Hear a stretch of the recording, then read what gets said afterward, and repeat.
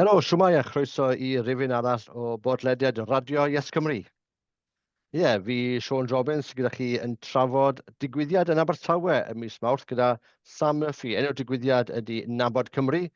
Mae ar 8:20 a 9:20 o mis Mawrth. Mae Sam yn mynd I esbonio ni beth yw e, a lle mae e, a beth yw'r pwrpas. Sam, siwr dau. Croeso nôl. Mae Sam wedi bod ar rhaglen o'r blaen. Chi'n cofio falle cwbl o blynyddoedd nôl yn trafod rali fawr Abertawe. Sam oedd un o'r trefnwyr fyna. So croeso nôl ti'r podlediad radio YesCymru, Sam.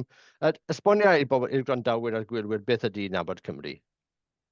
Right, wel, diolch yn fawr, Sean. Mae'n neis I fod nôl ar y raglen. So felly, mae'r digwyddiadau Nabod Cymru yn digwyddiadau ni'n gwneud dros penwythnos yn lleoedd amrywiol ar draws Cymru.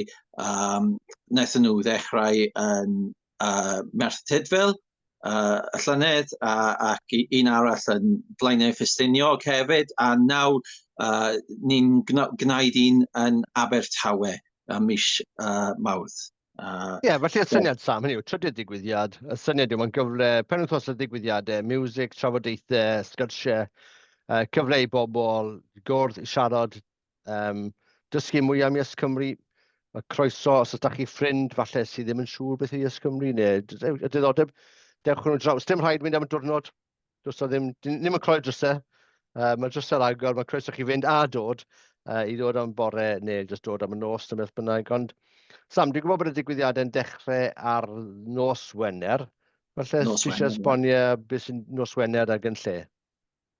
Wel, ar y nos Wener, ni'n dechrau am tua 8 o'r gloch y nos gyda cwpl o bandiau. Mae gyda ni 2 band. Un sy'n gwneud lan o aelodau o Yes Abertawe, a mae'n band bluegrass.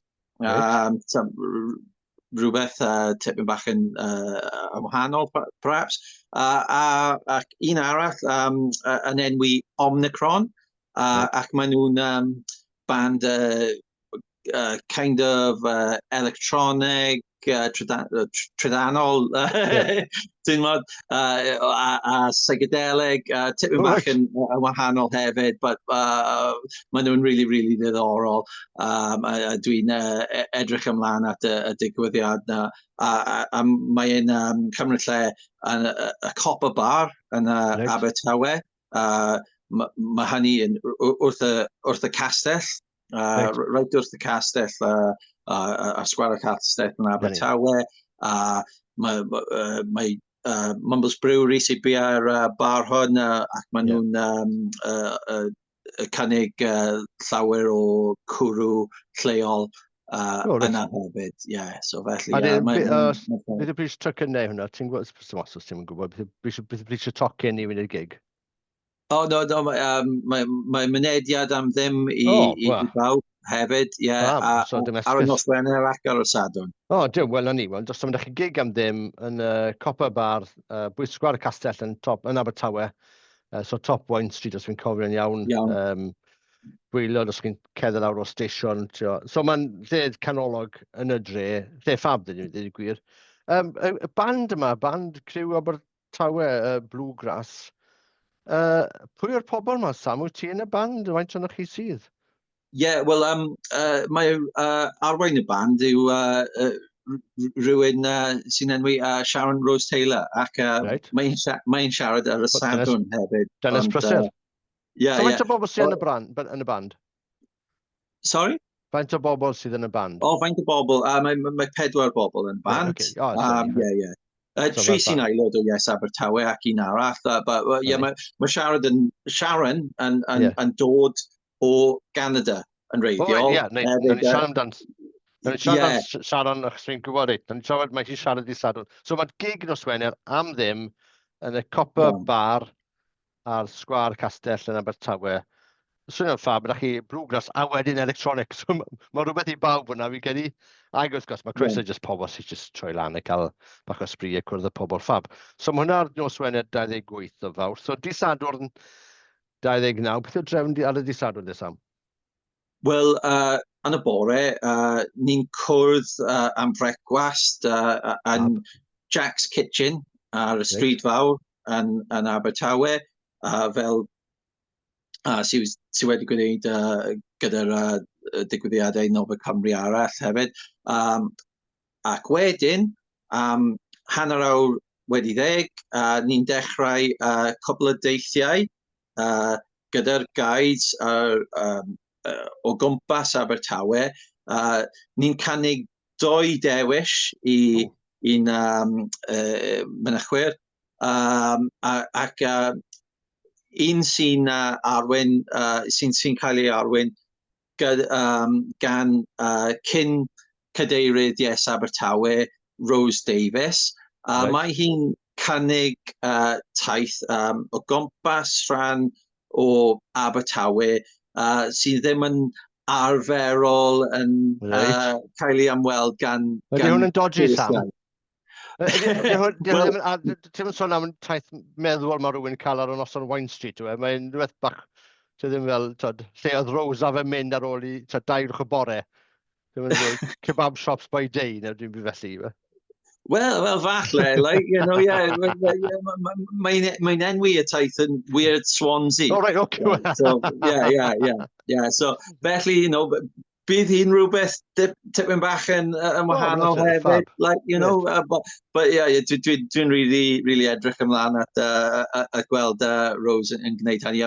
Mae hi wedi gwneud o flaen cwbl o weithiau yn y gorffennol am ei charity crisis yn Abertawe, sy'n helpu pobl homeless yn Abertawe.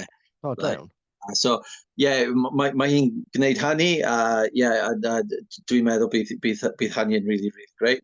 Ac hefyd, mae gyda ni taith hanesyddol gyda John Ball a Robin Campbell o Abertawe, ac maen nhw'n mynd i ymweld cwbl o lleoedd hanesyddol gyda straeon sy'n perthynas i'n hanes Abertawe ac annibyniaeth hefyd, just how should mae pethau yn ffito at ei gilydd, yn just yn edrych ar adeiladau hefyd. Mae John yn ymwybodol iawn am yr adeiladau ac mae Robin yn ymwybodol iawn am y hanes. Mae John Ball, wrth gwrs, yr athro John Ball yn gyndalethydd yn economeg yn y Brifysgol Abertawe, a mae wedi bod ar y podlediad sawl gwaith yn sôn am annibyniaeth ar ei sgwennu Nation Cymru. So, gallu ateb cwestiynau ar annibyniaeth, a dim mae Robin di siarad ar y podlediad. Mae gyda ti, Sam, pan ni'n trafod y rali'n Abertawe.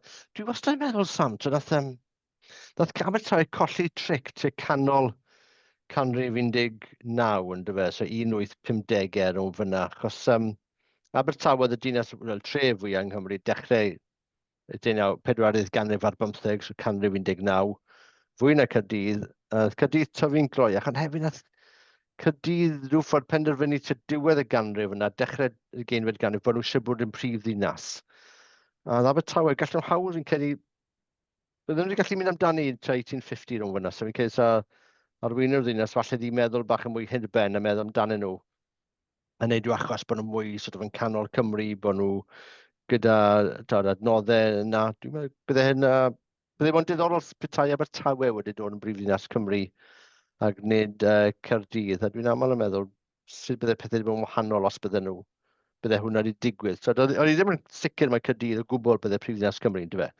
Ond erbyn diwedd dechrau'r 20 ganrif, mae Caerdydd am yn eisiau pwysio hwnna pan maen nhw'n eisiau pwysio i cael amgueddfa genedlaethol yna a stwff. Ond gallai Abertawe wedi cael y llyfrgell genedlaethol, yna'r llyfrgell neis iawn yna ar ganol y ganrif, ond nhw jyst ddim digon o wmff neu beth, dwi'n meddwl beth oedd e, oedd gallwn nhw'r cyfle.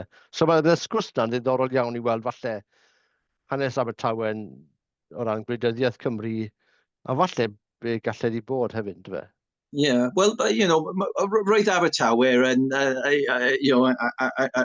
canol y canrif diwetha, and sort of recovering o'r ailrhyfel y byd, right? Nath ran fawr o Abertawe yn cael ei ddinistrio gan y Blitz.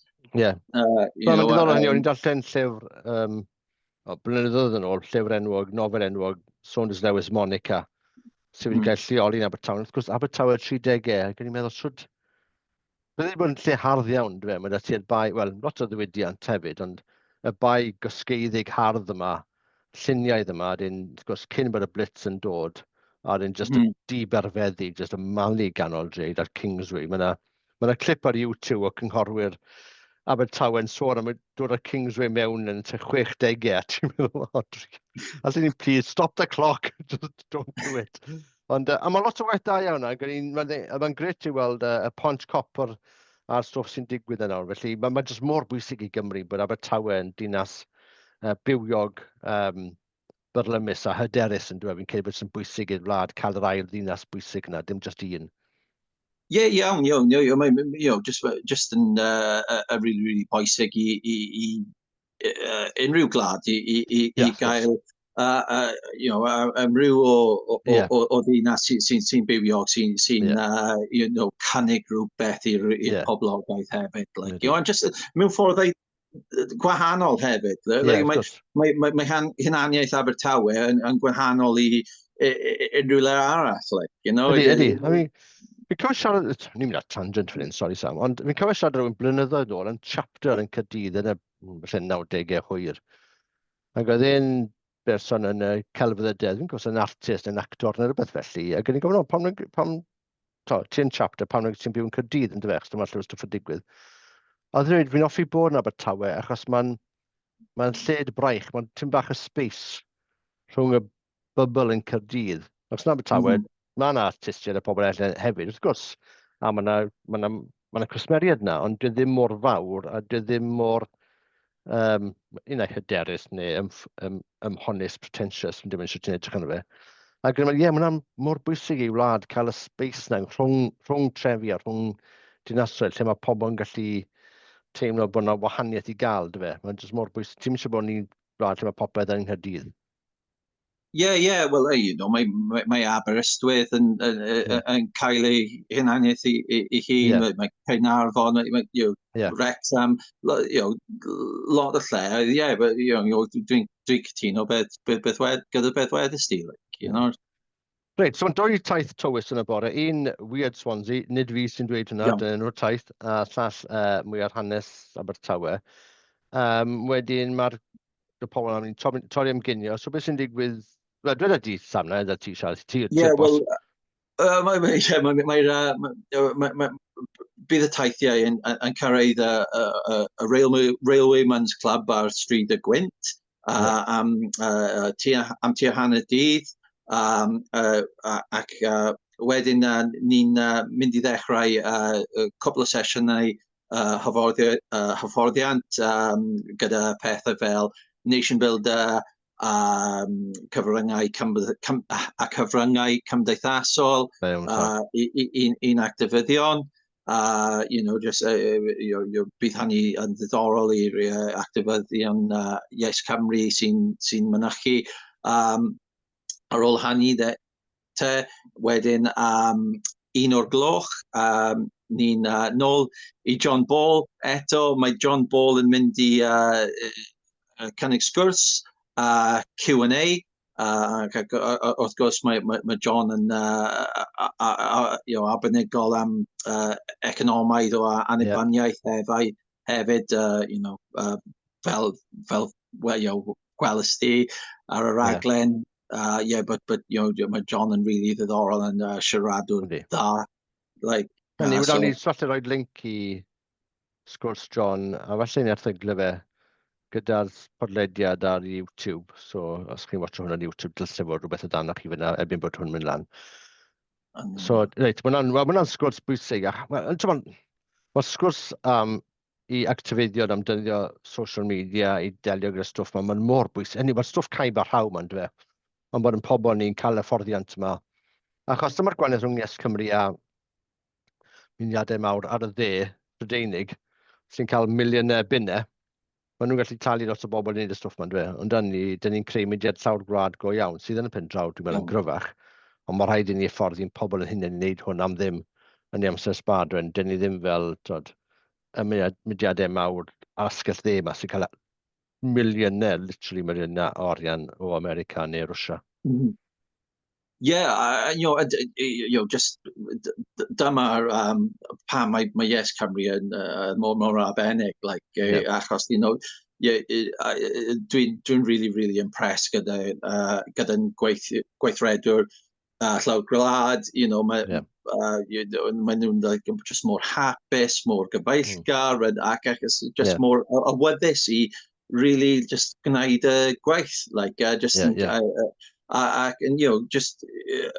am Nabod Cymru nawr, ni'n mynd i trio helpu nhw gyda pethau fel nation builder, ac mae nation builder yn rhan o'n sylwaith digidol y mudiad hefyd, so just a nuts and bolts o'r mudiad and just helpu nhw ar y day-to-day activities hefyd.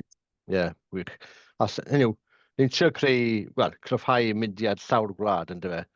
Felly bod ni'n cysylltu â pobl yn cael pethau ddigwydd. So mae sesiwn yr economi gyda John Ball, a wedyn y sgwrs sy'n nesaf, y trafodaeth, os dwi'n cofyn iawn? Well, ar ôl John wedi gorffen, ni'n mynd i cael egoel rhwng 2:00 a 3:00 ac am 3:00. Ni'n mynd i cael sesiwn panel yn trafod pwy ydym ni a pwy dyn ni'n cefnogi annibyniaeth. Ac mae sesiwn yn cael ei cynnal gan Alan Rhys-Chivers o Golwg 360. Mae couple o gwesteion arall gyda ni sy'n really ddiddorol hefyd. Un sy'n Ciara Marshall am enghraifft. Mae hi wedi bod ar y raglen o blaen hefyd. Mae'n dod o Town Hill yn Abertawe. Mae Town Hill yn cymuned yn dosbarth gweithiol, ac mae hynny yn really bwysig i pawb yn Cymru dros y flwyddyn yma ac y flwyddyn nesaf, dwi'n meddwl, achos mae'r pleidiau gwleidyddol yn really yn sort of ymlaen dros y cymuned fel na. So i gael rhywun fel Ciara yn siarad gyda hi i arbenigaeth o economaidd hefyd, really bit bwysig, so dwi'n edrych ymlaen at yn clywed wrth i hi. Y person nesa sy'n Chris Evans o Blaedwerdd, a mae Chris yn y person da, achos roedd Chris y person sy'n cynnig i datganoli y stad y goron i Cyngor Abertawe, ac dwi'n credu bod Cyngor Abertawe roedd y cyngor cyntaf yn Cymru sydd wedi pasio'r cynnig i ddatganoli y stad y goron.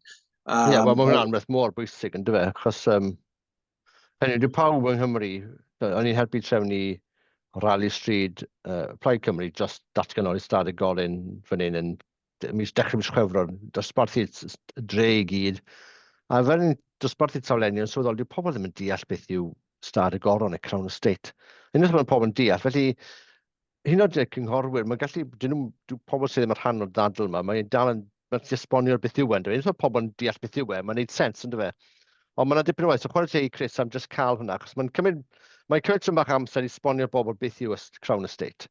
A wedyn mae'n deall, mae i gyd yn neud sens, ond mae'n ni'n Mae jyst mor bwysig, achos mae'r ymgyrch yma gyda criw Siarter Cymru sy'n ymgyrchu dros tai yng Nghymru, YesCymru a pobl eraill, aelod Senedd o Plaid Cymru a pobl.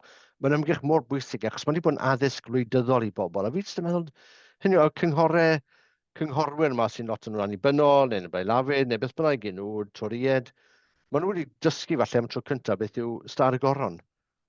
So mae yna miloedd o bobl wedi dysgu am rhywbeth, ond nhw ddim yn gwybod amdano, a mae'n torri'r draws, mae'n mynd at gwraidd beth sy'n bod gyda datganoli, bod e'n mor wan.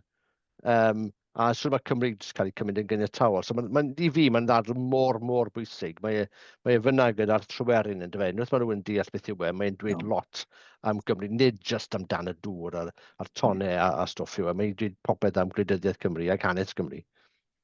Iawn. Ac fi sy'n un o pobl sy'n wedi dysgu am y tro gyntaf am Ystad y Goron, i fod yn honest, so, nes i ddim really yn obod llawer am Ystad y Goron cyn yr ymgyrchiad sydd gyda ni, so wy'n dysgu gyda pawb. Fi wedi dysgu hefyd. Mae'n syndod hynny. Mae'n addysg gwleidyddol, mae stwff mae'n Cymru ni mor bwysig yn dyfa. A chwadeg i Chris Evans yn y Blaid Werdd yn Abertawe, llun osmedig gyda cynnig heddiw yn tîr cyffredin yn Aelod Seneddol Blaid Cymru yn Ysmol. Mae pobl yn dechrau dysgu nawr sut mae Cymru cael ei sgriwio i bob pwrpas. Ni'n cael yn godro. A mae hwn gobeithio'n dechrau dod yn neges trwyddo i bobl Cymru. A trydydd siaradwr, so bod ti Ciara Marshall, Chris Evans, so Ciara sy'n weithio i Blaid Cymru yn Senedd Cymru, Chris Evans cyngor Blaid Werdd yn Abertawe, a dyn y trydydd siaradwr?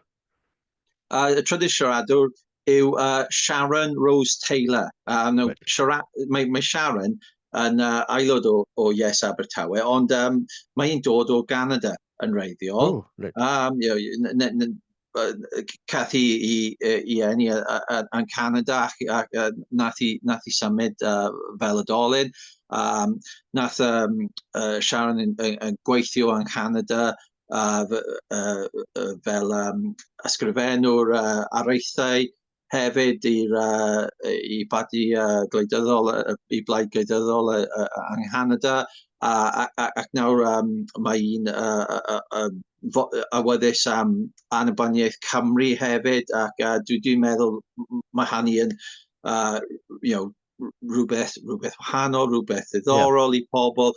Pam mae rhywun sydd wedi dod o gwlad arall fel Canada yn cefnogi annibyniaeth, achos dwi'n meddwl falle llawer o pobl yn credu dim ond pobl sy'n siaradwr Cymraeg yn cefnogi annibyniaeth, dim ond pobl sy'n dod o Gymru yn reiddiol, ond mae annibyniaeth Cymru i bawb yng Nghymru yn dweud, ac mae'n Sharon yn gallu gweud wrth y ti pam. Mae'n panel ffantastig, Sam. Mae'n ti dwy blaid wleidyddol wahanol da Ciara a Chris, mae'n ti pobl o Abertawe, pobl o Canada, a mae'n i felly bach amrywiaeth oedran hefyd. Mae hwn yn dangos mor bwysig mae annibyniaeth a gymrywiaeth y mudiad a'i cryfder y mudiad. A hefyd, i fi, mae'n swnio bydd yn sgwrs diddorol yn dyfa, hynny yw. Mae Canada lot yn y newyddion nawr, wrth gwrs, achos mae Trump yn sôn am meddiannu'r wlad. Hynny, dwi'n meddwl, dylai Canada ddifri fod yn edrych ar beth maen nhw'n gwneud yn filwrol, achos so Trump yn dweud rhywbeth, pan mae unbeneithiad yn dweud stwff, jyst credwch nhw. A fi fydde Trump yn dal hanfod y trwps i fewn i Canada, mae eisiau nhw fod hollol serious am hyn. A mewn ffordd, dwi'n wastad gyda dipyn o gyd-ymdeimlad y Canada, achos bod e'n prosesau cymrydog mawr iawn. Mae'n teimlo pan ni'n mynd i teithio o gwmpas o y byd, a ni'n goffod wneud yw maps bach a gwisgo banner Cymru o lapel badge o banner Cymru. Mae'r Canadians hwnna gyda'n unol neu peth gyda lapel badges a banner Canada. Mae'n swnio y Cymreig, a sydd yn doniol, achos mae Canada teri mae dyw ffarm, mae Cymru teri mae dyw ffarm yn Yukon Territory sydd o fod, ond mae'n rhan mor fawr, ac eto mae rhywbeth yn dal yn tebyg yn dyn nhw sy'n rhyfedd. A mae hwnna'n swnio'n sgwrs diddorol hefyd, jyst rhan brofod gwahanol bobl ymgyrchu, ynddo fe? So oedd Cyr yn ymgeisydd y Blaid Cymru yn Gorllewin Caerdydd, so mae 'da hi profiad ymgyrchu, mae 'da Chris yn amlwg fel cynghorydd Blaid Werdd yn Abertawe i brofiad ydyn mae 'da ti bobl hefyd â profiad falle yn y gynulleidfa ag wrth gwrs o Canada, so mae hwnna'n ymgyrchu, mae hwnna'n bwysig hefyd i adeiladu'r mudiad. A dyn Alun, wrth gwrs, wel, mae Alun wedi bod ar rhaglen Radio YesCymru blynyddoedd yn ôl, oedd yn ei lot, nath e ddechrau rhywbeth rhagorol o'r enw Stand Up for Wales, fel taith stand-up comedy. Mae 'da ni sgwrs, nath e'n recordio'n fyw yn Caffi Lolfa yn Porth Tywyn. A fi'n cofio Steffan Alun ag Esel Sears i siarad â ni. Alun Rhys Chivers yn trefnu'r gigs na. Sy'n yn gwych, byddai'n gret, os yw Alun gyda'r amser neu rhywun arall, i godi hwnna to. Oedd yn such a comedy stand-up for Wales, byddai'n gret cael mwy o'r rheina. So mae hwnna'n sesiwn da iawn. So y sgwrs yna, ydyn beth sydd ar ôl sgwrs, hoi bach a wedyn dechrau to? Ie, hoi bach, just tan 5 o'r gloch, ac am 5 o'r gloch, mae Robin Campbell yn gwneud sgwrs am y ferry disaster roedd yn Abertawe am 1939. Ac bydd Robin yn gwneud sgwrs yn dramataidd hefyd gyda rai actorion. Mae rhaid i gyfeiriad, do'n i'n gwybod dim am drychineb y fferi, am o'n i'n croesi dros yr afon Tywys, o'n i'n meddwl falle cyn bod pont i gael yna, dyna ti cyffredin. So mae hwnna'n ddiddorol. 1939, blwyddyn y siartwyr yn gorymdeithio yn Casnewydd hefyd, so byddai'n diddorol gweld sy'n jyst yn cyd-digwyddiad neu os ydy yw cyswllt gen i weld. So Robin rhoi cyflwyniad bywiog, sy'n ni'n meddwl, a diddorol ar hwnna. Gweld sy'n mynd clymu falle mewn i trafodaeth ar annibyniaeth heddiw. Iawn. Mae Robin yn arbenigwr am y poncon. Mae'n gallu gwneud wrth y ti pam mae'n perthynas i annibyniaeth. Fel enghraifft, un o'r pobl sy'n byr ferries roedd Duke of Beaufort, ac doedd e ddim yn really just investio. Just am y pobl dosbarth gweithiol yn yr ardal,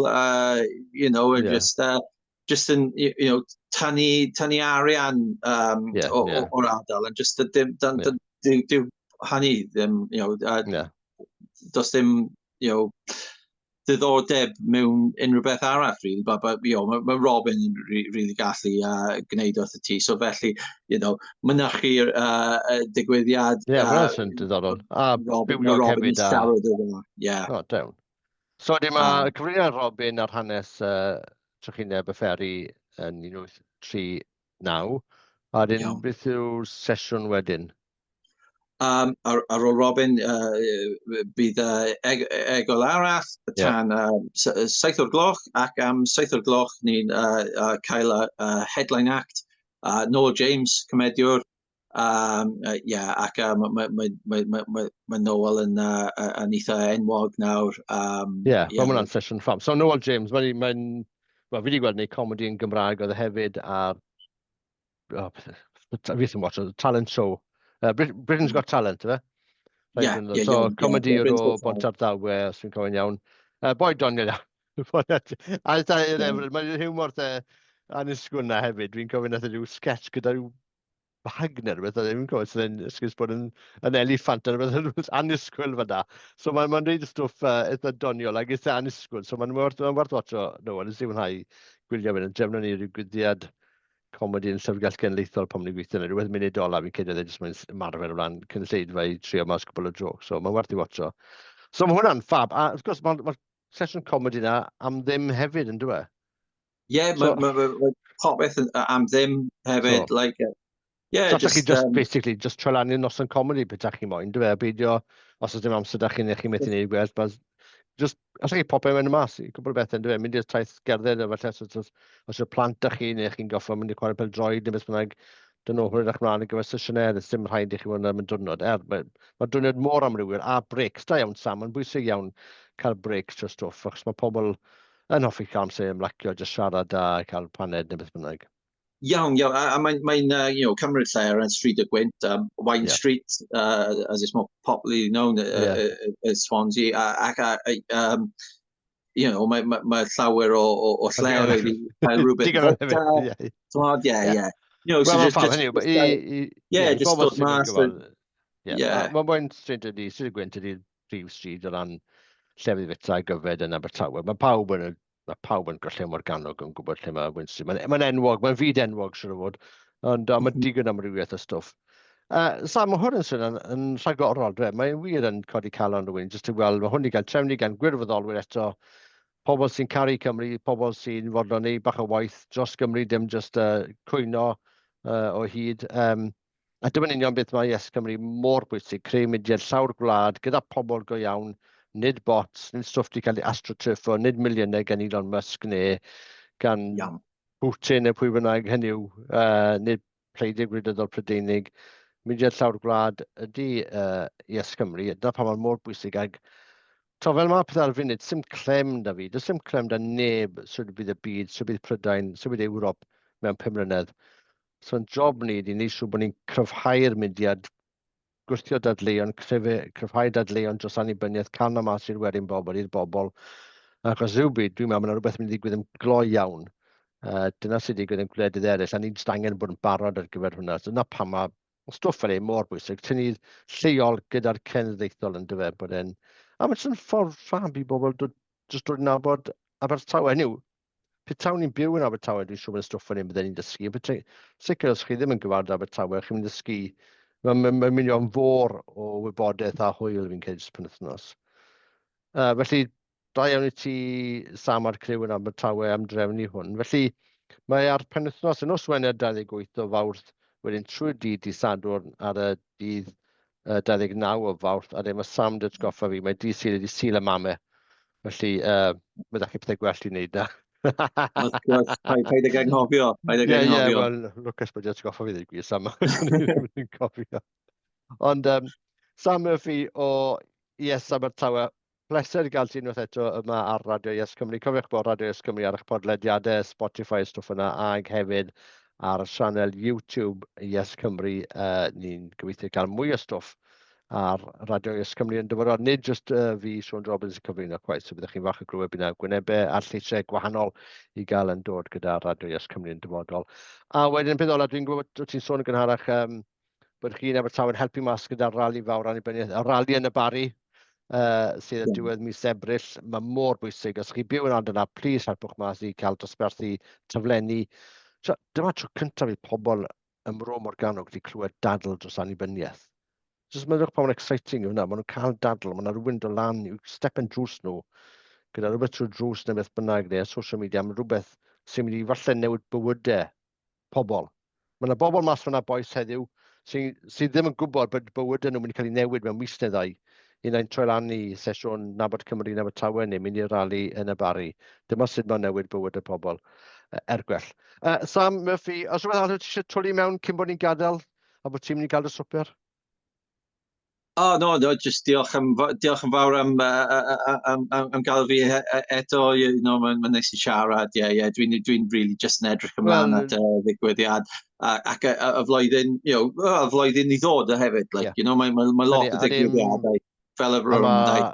A chi, criw Yes Abertawe, chi'n mynd i fod yn Gwyl Tawe, sydd yn yr haf, a wrth gwrs, Steddfod yr Urdd, Margam, po Talbot. Just busnes i ni hefyd, Felly chi'n criw bysedd. Wel, fi'n fan mawr o ti, Sam, achos ti dysgu Cymraeg fel oedolyn, a ti'n barod wneud sgwrs yn Gymraeg ar podlediad. Ar y funud, dwi'n trio dysgu bach o Romaneg, achos dwi'n mynd i Moldova yn mis Mai. Dim yn hawdd dysgu ieithoedd, dwi'n gweud. Hynny yw, mae'n rhaid i chi marfer. So felly, pob parch brawd am hwnna. Dwi'n mysio mwy o bobl fel Sam Murphy yn ni yn Cymru yn sicr. Mae Cymraeg yn anreg, ond mae'n arbennig, mae'n rhan o'n hunaniaeth. Ac o'n i'n teimlo yn really, really wael pan oedd pobl yn gofyn i fi, oed ti'n gallu siarad Cymraeg ac roedd rhaid i fi gweud ond nawr, dwi'n gallu gweud, exactly. dwi'n gallu siarad Cymraeg, ond dwi'n really diolch am ohono. Wel, ti'n neud job rhagorol, mae'n siarad, dysgu iaith, a siarad yn un peth, mae'n mynd ar, dwi'n radio YesCymru ddim yn sort of rhywbeth huge, ond mae'n dal yn rhywbeth, hynny yw, byddwn ni'n, pob parch i ti. Y Gymraeg ydy'r haca ni, yn dyfa, mae pobl yn gwneud haca yn Zeland Newydd, sy'n gret, ond y Gymraeg ydy'r haca ni, dyma beth sy'n neud ni'n unigryw, sy'n neud ni'n gryf. Ac mae'n agored i bawb, mae pobl yn gallu cael e. Yna pam eisiau addysg Gymraeg i bawb yn dyfodol hefyd, so cefnogwch yr ymgyrch yna. Ond ffantastig Sam. Ond beth sy'n bwysig gyda'r digwyddiad Nabod Cymru, 28-29 mis Mawrth ydy, mae croeso i bawb, dewch o ffrind, dewch o gŵr neu gwraig, llusgwch nhw draw, os dim rhaid nhw yn dydd i gyd, gallwn mynd mewn y mas, ond mae y gyd am ddim, mae'n hollol ffab fi'n credu, mae'n gymaint am rhywbeth y stwff na, a chi wedi gwneud lwmp o waith yna yn Abertawe yn trefnu'r holl bethau yma, so diolch i chi, a diolch i YesCymru ganolog am gefnogi'r gwaith i chi wneud. Iawn, gen ni Sean Jobbins o Radio YesCymru a gan fe Sam Murphy ar ran gryw Yes Abertawe. Diolch yn fawr i chi am wrando ar podlediad Radio YesCymru. Tan tro nesaf, edrychwch ar ôl chi, a welwn i chi yn Abertawe.